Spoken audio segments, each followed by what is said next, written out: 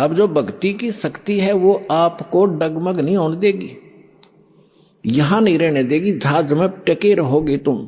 एक भगत बता रहा था कि मैंने एक बार स्वप्न देखा जैसे मैं दादू जी के जहाज में बैठकर जा रहा हूं, क्योंकि हम असंख्य जन्म से भटक रहे हैं, महापुरुषों के संग कभी ना कभी हमने किया ही है।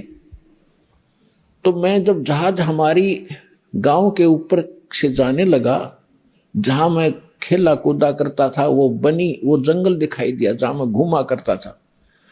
मैंने ऐसे कहा भाई यहाँ घूमना चाहिए, देख कितना अच्छा जगह, मैं ऐसे घूमा। वो मन में आस्था रह गई, पटक दिया नीचे, नीचे आ गड्ढे ही। और भगत कहने लगे जी एक भगत गिर गया। तो दादू जी कहते सुने भाई फिर देखेंगे, इसने जानते इसकी आस्था रहेगी यहाँ पर। तो उस बात से भी ये प्रमाणित होता है कि ये भक्ति आपको उस जहाज में या शक्ति डांटी नहीं डटेगी, आपको टिका कर रखेगी, यहां से आस्था हटेगी और उसमें सहयोग मिलेगा भक्ति का। नहीं तो जीव के बस का नहीं, यहां से मोह हटा ले या कोई और क्रिया कर ले। भगवान की भक्ति की शक्ति आपके मन को ऐसा सचिर करेगी, आत्मा को, या मन के साथ नहीं डिगेगी, मन ही डिगा कर ले जाता है, या मन से भारी बन जाएगी। अब मन से हल्की बन गया, क्योंकि भक्तिहीन हो चुके हैं हम, अपने सारे पुण्य नाश कर चुके हैं। अब आपको नए सिरे से चार्ज किया जा रहा है, 500 यज्ञ कराई जा रही है। यहाँ पर जो प्रोसेस है भक्ति का कंप्लीट यहाँ से अब शुरू हो रहा है। और ये कभी चौथे युग में, कलयुग में आपको ये प्राप्त हुआ था, क्योंकि आप गए नहीं, वापस रह गए, 84 लाख योनि के दुख भी भोग दिए, फिर भी आस्था मन में रहेगी आपके।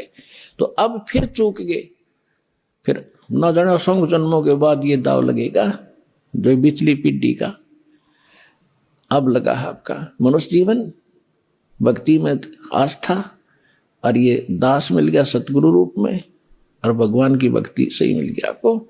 ये सारे नंबर असंख्यों जन्मों के बाद आपका दाव लग गया है, ये आम बात मत समझना।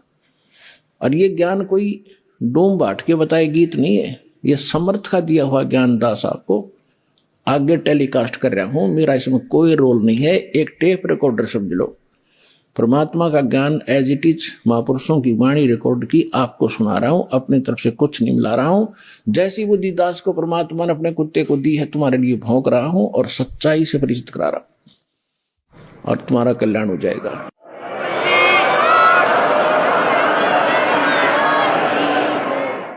और इसको दृढ़ता से मान लेना, दास जो वचन कहे उसको फाइनल समझ लेना, इसमें अग्रम अग्रम नहीं रखना, तभी आप सफल हो पाओगे। क्योंकि इस अग्रम अग्रम यानी शंका के नाश करने के लिए इतने प्रमाण दिए जाते हैं, इतने महापुरुषों के उदाहरण दिए जाते हैं, उनकी गवाही आपके रूबरू की जाती है, क्योंकि हम अज्ञान में सने पड़े हैं और भक्तिहीन हो गए, जल्दी से सेट नहीं हो पाती है भक्ति। तो इसलिए आपको सत्संग में बुलाया जाता है। सत्संग में आने से बहुत से पुण्य आपको प्राप्त होते हैं, आपको पता नहीं। अब माता पिता बच्चों को कभी कोई चीज खिलाती है, कभी कोई खिलाती है, कोई विटामिन के खिलाती है, तो क्यों खिलाते हैं? ताकि इसका शरीर स्वस्थ रहे और जल्दी युवा हो। तो ये सब साधन आपको इस आत्मा को दृढ़ करने के लिए, मजबूत बनाने के लिए ये करवाए जा रहे हैं।